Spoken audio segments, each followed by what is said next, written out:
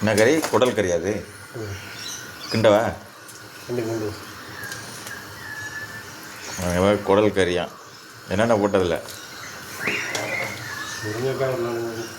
முருங்கைக்காய் உருளைக்கிழங்கு போட்டிருக்கு.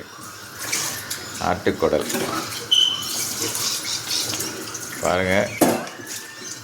நம்ம தம்பி ஒருத்தன் சமைச்சிருக்கான். மக்களே வாருங்க, இன்றைக்கி ஆட்டுக்குடல் கறி வாங்க சாப்பிடுவோம்.